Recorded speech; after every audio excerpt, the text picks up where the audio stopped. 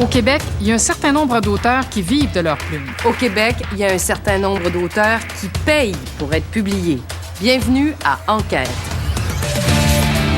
On vous amène dans le monde de l'édition. Parce que vous le savez, c'est très difficile pour un auteur au Québec de gagner sa vie grâce à sa plume. Et c'est pas faute de talent, c'est souvent faute d'un éditeur honnête.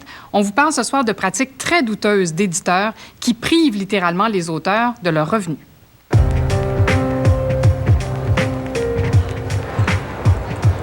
Le livre, au Québec, on l'aime, on le célèbre et on l'achète. 2015 aura été une bonne année. Il y a eu beaucoup de parutions, en littérature en particulier. Il y a eu certains succès de librairie. Des ventes prévues de plus de 600 millions de dollars juste au Québec, qui enrichissent éditeurs, distributeurs et libraires, mais pas toujours les auteurs. Je n'ose même pas dire aux gens que je suis payée en livres. Je trouve ça ridicule.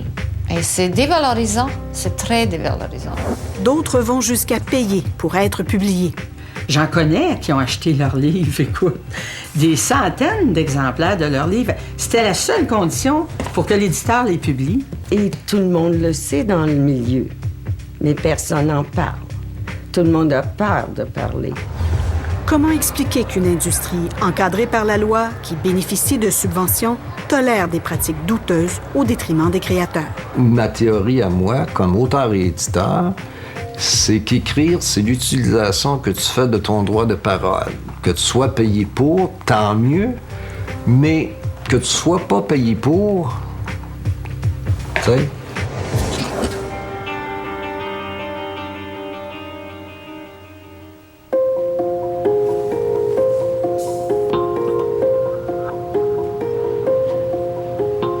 Christine Labrec vient souvent fureter en librairie.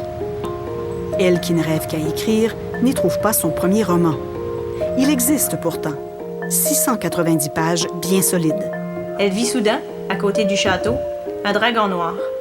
Il le va vers elle, ses yeux emplis de crainte. L'héroïne s'appelle Sarah, et puis elle a 15 ans, l'âge que j'avais quand j'ai commencé l'écriture du roman. Christine soumet son manuscrit à 3 éditeurs. Après le 3e refus, elle répond à l'un d'eux. J'ai dit, je suis rendue au point que je le fais éditer moi-même, donc merci quand même de m'avoir considéré. Alors, c'est là que j'ai eu une réponse. Il a dit, si vous êtes prêt à en acheter un certain nombre de copies, je suis prêt à vous le publier. Christine s'empresse d'annoncer la nouvelle sur Facebook. Elle a peut-être trouvé un éditeur, et pas n'importe lequel. Marcel Broquet est connu dans le métier depuis 45 ans. C'était mon choix premier de me faire éditer par un éditeur qui allait s'occuper de la distribution et de toutes les paperasses, tout ce que je connaissais pas du tout. Monsieur Broquet promet de prendre en charge tous les coûts de production, révision, mise en page, impression et distribution. Mais pour publier le livre, je suis obligé, dit-il, de vous demander d'envisager un achat de 300 exemplaires. De demander à un auteur de participer à la production, autrement dit à l'édition, à la commercialisation du livre, à son exploitation, c'est pas une pratique qui, dans les règles, je vous dirais, est acceptable. Christine est pourtant avisée. Elle pose beaucoup de questions à l'éditeur sur la nature de son contrat. Et elle le prévient. « Je ne sais pas détecter le danger », écrit la jeune auteure, car elle est autiste. J'ai tendance à faire facilement confiance, peut-être un peu trop. Peut-être que ça fait un peu partie de mon syndrome d'Asperger, qui est une forme d'autisme. Donc, on est décrit comme un peu naïf socialement. L'éditeur insiste qu'elle doit lui faire confiance. Christine n'est pas riche, mais décide d'engager toutes ses économies et signe le contrat.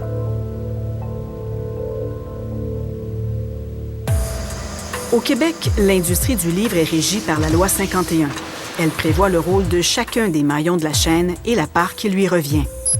Le libraire perçoit 40 % du prix au détail, le distributeur 20 %. L'auteur reçoit généralement 10 %. Les derniers 30 % vont à l'éditeur. Le risque de l'auteur, c'est de passer une année de sa vie à rédiger, à écrire, à créer et remettre ça entre les mains d'un éditeur. L'éditeur, lui, prend le risque financier. Si un grand nombre d'éditeurs ont une pratique irréprochable, notre enquête a permis d'en identifier plusieurs, et pas des moindres, qui font assumer le risque financier aux auteurs. Est-ce que ce sont des éditeurs chez nous, ce que ce sont des éditeurs reconnus, agréés, qui reçoivent des subventions. Ça, je ne peux pas vous le confirmer, j'en doute. À 94 ans, la réputation de l'ornithologue André Dion n'est plus à faire. La fondation qu'il a créée avec sa compagne France Dion a financé l'implantation de centaines de nichoirs au Québec. Ensemble, ils ont publié 25 ouvrages au fil des ans. L'Odyssée du garrot d'Islande est une œuvre de fiction illustrée. On a déjà 3 500 $ de dessins de payer. On a déjà la correction littéraire qui nous a coûté presque 3 000 $ aussi.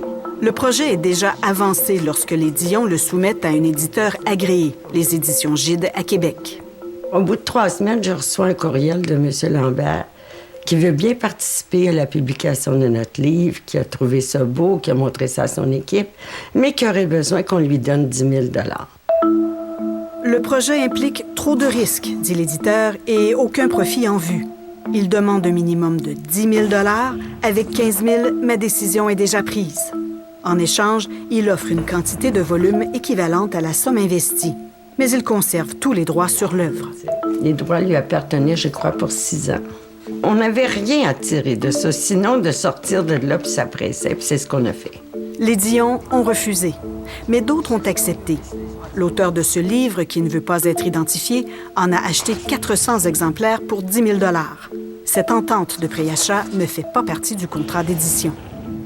Je vous dirais que c'est une façon un peu de détourner les règles, en effet. Il y a un contrat à la base. Le deuxième contrat, moi, j'en ai pas véritablement connaissance. Serge Lambert, le président des Éditions Gide, a consenti à nous parler au téléphone. Il y a certains ouvrages où c'est extrêmement difficile de boucler la boucle. Il dit qu'il est loin d'être le seul à avoir recours à cette pratique. Moi, j'ai énormément d'auteurs qui viennent ici puis me racontent ce qui se passe avec des éditeurs, pas n'importe lequel, je n'aimerais personne, évidemment. C'est aussi une forme de contribution qu'on exige des auteurs. Ah oui, carrément. Puis bien souvent, il n'y a pas de livre en retour, il n'y a rien. Les Dion ont finalement publié leurs livres eux-mêmes et ont fait mentir les prévisions.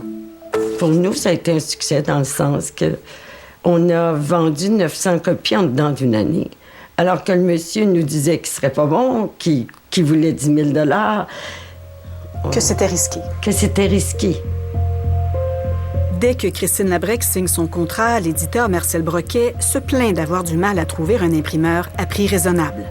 Le livre va comporter trop de pages, donc je vais devoir le remettre à 49,95 $. C'est trop cher, croit Christine, surtout pour de jeunes lecteurs. Monsieur Broquet lui propose une option. Que j'achète 100 autres tomes. Donc 400 tomes au lieu de 300. Pour les 400 copies, avec les taxes, ça a donné un total de 11 745,29 $. Christine a investi près de 12 000 $ pour que son livre soit publié par une maison agréée. Rien de cela n'apparaît au contrat. Et Christine va bientôt découvrir pourquoi. De l'eau sur le papier. C'est une des passions de Francine Allard et le titre d'un de ses romans.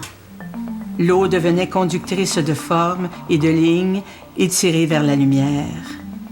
Ex-présidente de l'Association de littérature jeunesse, essayiste, romancière et peintre, Francine Allard a publié 65 ouvrages. Mais c'est l'écriture d'une lettre au devoir qui l'a entraînée au cœur de la controverse avec les éditions Trois Pistoles. Je ne voulais pas dénoncer le cher Victor Lévy-Beaulieu, dont j'aime beaucoup les livres. Je les ai presque tous lus, d'ailleurs. Ce que j'ai voulu dénoncer, c'est exactement le fait qu'il ne donnait pas de redevance. Leur différence survient en 2012, après 5 années de fructueuses collaborations et plusieurs succès de librairie. Tu as confiance en ton éditeur, tu aimes l'auteur, et puis tout à coup, plus de droits. Et non seulement ça, c'est pas d'appel, pas de retour d'appel, pas de courriel. Même pas de bilan. Et plus de rapport de vente. La loi oblige les éditeurs à produire un bilan des ventes et des sommes dues à l'auteur au minimum une fois l'an. Pas de bilan, pas de chèque. Pour moi, c'est important. Même si j'avais des millions à la banque. Ce que je travaille et j'ai besoin d'être rémunérée pour le travail que je fais. C'était pas seulement question d'argent ou droit d'auteur, c'était juste curieuse de savoir combien de livres étaient vendus et voilà. Annie Zalazine a fui l'ex-Yougoslavie. Elle faisait face à des menaces de mort pour avoir dénoncé le régime Milosevic. Son exil est devenu la trame de fond d'un premier roman publié par Victor Lévy-Beaulieu. Apprendre qu'un personnage de la littérature québécoise a aimé mon écriture et a décidé de me publier. Et je prenais avec grande gratitude tout ce que je recevais de Victor Lévy-Beaulieu. Et j'ai reçu beaucoup. J'ai reçu un livre. Aucune critique, aucune opinion, aucune présomption. Voir les autres simplement comme des humains. Son roman, Tissa, voit le jour en 2010. Un an plus tard, elle attend le relevé de l'éditeur. Et je ne l'ai jamais reçu, mais encore, la petite immigrante en moi a dit ben, on va attendre et ça va venir. Le bilan lui parvient 2 ans après la publication. Anitza apprend que 237 exemplaires de son roman se sont vendus et qu'elle aurait droit à 662 $. Mais elle devra faire un choix. Il m'a dit ben, vous pouvez choisir entre le chèque de 650 $ ou 350 livres que je vais vous envoyer. L'éditeur est en difficulté et propose de payer ses redevances sous forme de livres. Être payé en tes propres livres, c'est comme si on rejette ce que tu as donné. Et on dit, c'est poubelle. Ton livre, ça n'a pas de valeur. Anitza accepte à contre-cœur pour éviter que l'éditeur ne s'en débarrasse. Je ne pouvais pas prendre ça, ça veut dire que je n'ai jamais encaissé le chèque et j'ai dans le sous-sol de ma maison 350 livres. Moi, il me devait tellement de droits d'auteur que j'aurais fallu que je me fasse bâtir une cabane particulière pour mettre les livres qu'il m'aurait envoyés. Quand tu travailles chez Kraft, par exemple, tu ne te fais pas payer par du macaroni Kraft parce que tu travailles pour eux puis qu'ils ont des problèmes financiers. Accepteriez-vous qu'on vous paye en livres? Oui, j'ai déjà été payé en livres. C'est une pratique plus courante qu'on pense, hein? Dans les petites maisons, en tout cas. Du Bas-Saint-Laurent, où il a fondé sa maison il y a 20 ans, Victor Lévy-Beaulieu mène de front ses 2 métiers d'écrivain et d'éditeur. Il défend la pratique de payer les auteurs en livres. Ce qu'on appelle une forme de troc. Rien dans la loi t'interdit, comme auteur, comme éditeur, de faire du troc avec tes auteurs. L'éditeur invoque un changement de distributeur comme cause de ses problèmes. Il a dû réduire son inventaire et déménager les stocks chez lui, ce qui explique le retard dans le paiement de ses redevances. Sur les 110 auteurs, à peu près, qu'on a publiés aux éditions, il y en a 2 ou 3 qui ont été oubliés. Mais selon le Conseil des arts, il y a plus que 2 ou 3 auteurs en cause. Il y en avait plusieurs? Il y en avait plusieurs. La liste était grande. Et l'organisme ne considère pas le troc comme une forme de paiement acceptable. Le Conseil des arts du Canada soutient les maisons d'édition pour le soutien que ces maisons apportent aux auteurs. Donc, à partir du moment où le soutien n'est pas dans les standards qu'on demande, on a le droit d'arrêter la subvention. Les éditions 3 Pistoles ont reçu plus d'1 million en fonds publics depuis 20 ans. Le Conseil des arts et la SODEC, la Société de développement des entreprises culturelles, ont retardé une partie des subventions à l'éditeur l'an dernier. Victor Lévy-Beaulieu ne cache pas son agacement devant la fronde des auteurs. Qui m'insultent, tu sais. Si ça y défoule, ça leur évite de payer un psychiatre pendant 2 ans, tant mieux, tu sais. Donc, j'ai été rentable pour eux autres. Victor Lévy-Beaulieu dit traiter ses auteurs comme lui-même l'a été. Moi, j'ai publié 12 ouvrages à peu près au Canada anglais et à ce jour, je n'ai jamais reçu, sauf d'un éditeur, de droit d'auteur. Et ça, les autres sont subventionnés aussi par le Conseil des arts puis par Patrimoine canadien.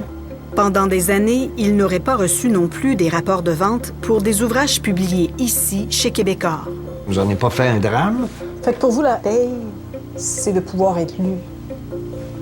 La véritable paye, c'est ça. Oui, c'est une réussite d'être publié, mais c'est pas la paye. Ça va à l'encontre de la loi de droit d'auteur. Une méchante petite pluie barbouillait de gris les rues de Montréal où filaient des autobus bondés de passagers mouillés et mal réveillés. Dans le monde littéraire où le salaire annuel moyen n'atteint même pas 3 000 $, Yves Beauchemin est une rareté. Il fait partie de la poignée d'écrivains québécois qui vit de sa plume. Il faut se rentrer dans la tête que c'est un métier, c'est normal de vivre de son travail, même quand on est un écrivain. Son matou a été vendu à plus d'1,5 million d'exemplaires et traduit en 16 ou 17 langues. Sauf que le succès n'est pas synonyme de fortune. L'auteur obtient une modeste avance lorsqu'il publie en langue étrangère, mais c'est tout. En dehors du Canada et des États-Unis, il ne reçoit presque jamais de redevance, même lorsque c'est prévu au contrat. Si j'avais eu à vivre uniquement avec les droits étrangers, je pense que je serais sur le bien-être social depuis longtemps. Pourtant, vous avez vendu des dizaines de milliers de livres, j'imagine? Moi, je ne suis pas prêt à aller au Brésil pour vérifier ça, puis moi, je ne sais pas, c'est le mystère. Un mystère aussi pour Ginette Bureau. Elle a appris avec étonnement que Québecor avait vendu ses livres en Pologne. On m'appelle pour me dire qu'on a besoin de voiture. Pourquoi? Bon, parce que votre livre a été publié. Mon livre a été publié, alors je suis toute contente. Puis pourquoi vous ne me l'avez pas dit? Mona, c'est l'histoire de sa famille et du combat de sa fille emportée par le cancer. Désormais, pour l'amour de ceux que j'aime, je croirai à l'incroyable. Je croirai que mon enfant va vivre. Le livre a connu un grand succès ici dans les années 80 et a été transposé au cinéma. Québecor en a obtenu les droits dans les années 2000. Je regardais sur Internet, puis je voyais best-seller, mes titres. Fait que là, moi, j'appelais, puis je disais, comment ça fait qu'il n'y a pas de sous? L'auteur insiste pour connaître le montant des ventes. Là, la comptable a dit, oui, on va vous les envoyer vos 2 chèques. Comment ça, mes 2 chèques? Bien, parce que vous avez publié Mona, puis Je t'aime la vie. Vous avez publié les 2, puis vous me l'avez pas dit. Je t'aime la vie, son 2e roman, est aussi un best-seller en Pologne. Ginette Bureau obtiendra finalement environ 4 000 $ de redevance. Il faudra 5 ans avant qu'un agent en Europe lui révèle enfin combien de livres elle a vendus. Elle me dit, t'as vendu plus que 30 000. J'étais un peu déçue parce que j'ai compris pourquoi qu'on les dit pas, les chiffres. Parce que le chèque n'est pas en rapport. Tu sais, mettons, 30 000 à une pièce chaque, là. Même si je divise en 2, j'aurais eu un bon 15 000, là. J'ai pas eu. Québecor dit ne pas en avoir reçu davantage. Les auteurs peuvent exiger de l'éditeur qu'il leur ouvre ses livres, mais peu osent ou ont les moyens de le faire. Quand ton éditeur te dit « J'ai tiré ton livre à 5 000 exemplaires », tu dois le croire. La parole donnée, c'est bien beau, là, mais il y a quelque chose là-dedans qui repose sur une naïveté obligatoire de quelqu'un.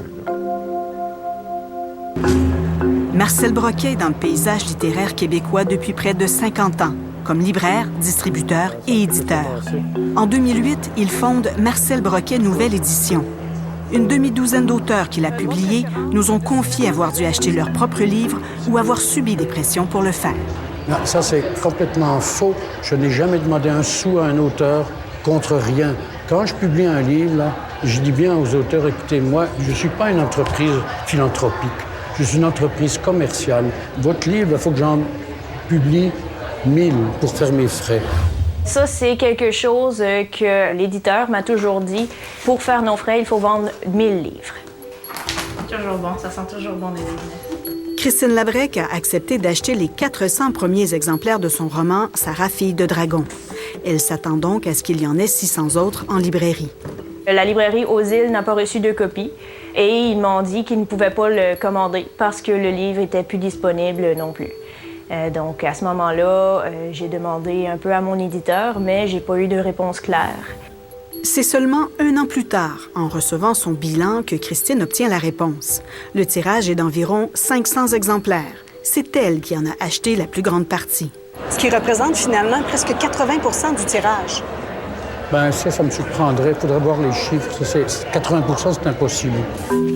Si on soustrait du tirage les envois de presse, les ouvrages défectueux et les achats de l'auteur, il n'en reste que 133 pour le grand réseau des libraires. Écoutez, il y a un sérieux problème parce que vous n'allez pas couvrir très, très large. Si vous avez espoir, entre autres, de rejoindre le réseau des collectivités avec 100 exemplaires dans le marché, c'est pas terrible. Rapidement, les seuls livres encore disponibles sont ceux que Christine a chez elle. Lui, il en manquait, mais moi, il m'en restait encore une bonne quantité.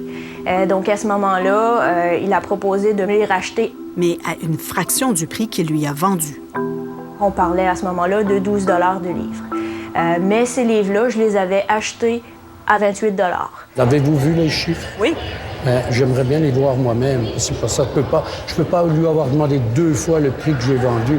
On peut les sortir si vous voulez. Si vous voulez vraiment régler cette question-là, il faut sortir les chiffres. Je vais les sortir si vous voulez qu'on le fasse. Non, il faut sortir les chiffres que mon comptable va vous fournir. Après l'entrevue, M. Broquet a refusé de nous les fournir. Mais le montant de 12 $ apparaît dans ce courriel à Christine. Elle a refusé de vendre son livre à rabais. C'est le Far West, puis on exploite le rêve de l'auteur. Dans le sens où l'auteur rêve, on exploite sa naïveté face à son rêve. Serge André-Gué est un marginal dans le monde du livre. Il a fondé un service d'auto-édition en ligne sans but lucratif. Certains des auteurs qui frappent à sa porte fuient l'édition traditionnelle précisément parce qu'on leur a demandé d'acheter de grandes quantités de leur propre ouvrage. Combien de gens ont accepté d'acheter les 1000 premiers exemplaires? Ils sont encore pris avec. Ils ne savent pas quoi faire avec ça. Mais il y a beaucoup d'auteurs qui acceptent de le faire? Moi, j'en ai connu une dizaine. Et des auteurs connus. Et trop souvent, une fois publié, le livre ne vit pas longtemps. Au bout de 3 mois, après avoir célébré, pris des photos de son livre dans la vitrine du libraire préféré, on reçoit un appel de l'éditeur qui nous dit que le livre est retiré des librairies et si on veut acheter les exemplaires restants. Au Québec, on publie de plus en plus. 6 000 nouveaux titres québécois ont paru l'an dernier. Mais le paradoxe, c'est qu'on achète de moins en moins. Des milliers de livres sont pilonnés chaque année parce que les ventes ne sont pas à la hauteur des attentes. Ça, c'est un cauchemar pour l'auteur. Alors que lui pensait connaître le succès. France Duval y a cru. Elle a consacré 8 ans à produire un livre de référence sur l'Internet. Un éditeur intéressé lui offre une avance de 3 000 $. Mais le livre à peine publié, il lui demande d'en acheter en échange de ses modestes droits d'auteur. Et moi, je lui ai répondu, pauvre monsieur, comment vous voulez que j'achète les exemplaires qui restent? J'ai pas une scène, j'ai pas un sou, là. Au bout d'1 an, l'éditeur revient à la charge avec de mauvaises nouvelles. Malheureusement, votre livre ne s'est pas assez vendu. Nous allons être obligés de le solder et de le pilonner. Madame Duval lui reproche d'avoir fait peu de promotion, pas même une mention lorsque son livre est sélectionné en vue du prestigieux prix Roberval en France. En revanche, il lui facture les livres envoyés au jury et les envois de presse. Je les ai payés. Il m'a même fait payer Purolator. Puis, elle découvre que son livre est en vente partout dans le monde en version numérique. Dans le contrat, c'est écrit noir sur blanc que tous les droits du livre numérique m'appartiennent. Alors, il n'avait pas le droit de le faire. L'éditeur est Marcel Broquet. France Duval, voulez-vous que je fasse une crise cardiaque? Il a gardé un souvenir précis de son auteur, mais pas de la version numérique de son livre. J'ai trop de contrats pour me souvenir de ça. Menacé de poursuite, M. Broquet a rétrocédé ses droits à l'auteur. Dans l'industrie du livre, il y a d'excellents entrepreneurs à découvrir. Mais il y a aussi des entrepreneurs qui sont devenus des simples fonctionnaires du livre. Et dans ce sens-là, ils ne gèrent pas une business, eux. Ils gèrent des subventions. Québec a donné 6 millions de dollars en aide à l'édition en 2015, sans compter les 6 millions additionnels accordés en crédit d'impôt, en plus de l'aide considérable du fédéral. Beaucoup d'argent, dit Serge André-Gué. Êtes-vous en train de dire qu'on subventionne trop? Non. On subventionne sans avoir les exigences à la hauteur des subventions qu'on accorde. Pour être éligibles, les éditeurs doivent payer leurs auteurs. Dans le cas des éditions Trois Pistoles, Victor Lévy-Beaulieu a vu ses subventions rétablies dès qu'il a corrigé le problème. La seconde exigence est d'assumer seul le risque financier de l'édition. Est-ce que vous avisez les subventionnaires dans le montage financier qu'il y a une part du financement qui vient des auteurs? Oui, ça c'est toujours fait. Gide a soumis à la SODEC le livre pour lequel l'auteur a contribué en achetant 400 exemplaires. Pas juste une fois, mais 2 années de suite. Pendant ces 2 années, il a reçu environ 60 000 $ de subventions. Gide a aussi présenté le titre au Conseil des arts du Canada et il a été inclus dans le calcul de sa subvention en 2011. Ni la SODEC ni le Conseil des arts n'étaient au courant de la contribution de l'auteur. Quant au livre de Christine Labrec... Je sais pas. Faudrait vérifier, je sais pas. Nous avons vérifié. Marcel Broquet a bel et bien soumis le titre de Christine à la SODEC. Il a obtenu presque 23 000 $ de subventions cette année-là. Ces montants n'incluent pas les sommes généreuses accordées aux éditeurs par le Fonds du livre du Canada. Marcel Broquet aurait donc reçu une aide financière en plus des 12 000 $ fournis par Christine pour produire Sarah, fille de dragon. Pour avoir une idée des coûts, nous l'avons soumis à 2 imprimeurs. Les deux exigent moins de 4 000 $ pour l'impression. Le tiers de ce que j'ai payé, ça couvre l'impression. Puis je crois que c'est quand même une partie très, très dispendieuse. Fait qu'à ce moment-là, ça voudrait dire que j'ai financé le livre au complet, plus un extra. L'impression ne représente qu'une partie des coûts, mais Christine n'est pas loin de la vérité. Normand Tamaro, avocat spécialisé en droit d'auteur, a examiné ces documents. Premier constat, à 28 $ chacun, l'éditeur a vendu les livres à Christine trop cher. C'est plus payant pour lui de vendre à l'auteur que passer par un distributeur. Beaucoup plus payant parce qu'il reçoit 40 % du prix d'un distributeur et ici, il reçoit 70 % de l'auteur. En s'appuyant sur les chiffres de l'éditeur, il fait ce deuxième constat. Dans ce contexte-là, en me fiant aux usages normaux, quant au prix que reçoit un éditeur d'un distributeur, je m'aperçois que c'est la dame qui finance. Sur ces 400 copies. Vous me disiez qu'il y a eu 500 copies d'imprimés. Oui. Ça veut donc dire que les 100 copies excédentaires sont gratuites pour lui. Il ne lui coûte rien. En plus de renoncer à ses redevances, Christine a fourni gratuitement l'illustration de la couverture et a payé 900 $ additionnels pour la révision. Mais en fait, j'ai pas mis ça dans mon livre, j'ai mis ça dans ses poches. Fait que c'est sûr que tu te sens un peu déçu. Elle serait venue me voir avec ces questions, je lui aurais dit, vous avez posé les bonnes questions. Donc, c'est pas une personne naïve, c'est une personne qui s'est laissée convaincre par une personne d'expérience. Marcel Broquet refuse de porter seul le blâme. Tous les éditeurs, ils ont ce problème-là, tous, sans exception. Est-ce qu'ils sont nombreux à faire contribuer les auteurs?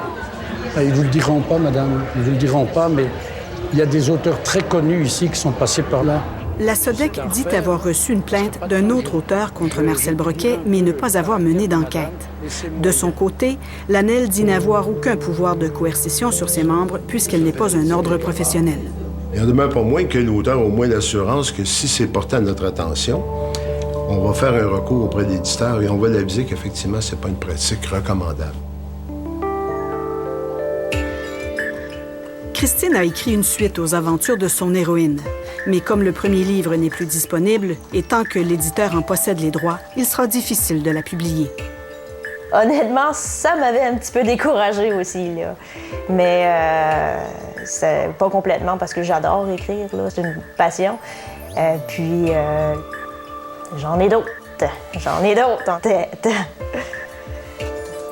Il ne lui manque qu'un éditeur en qui elle pourra avoir confiance.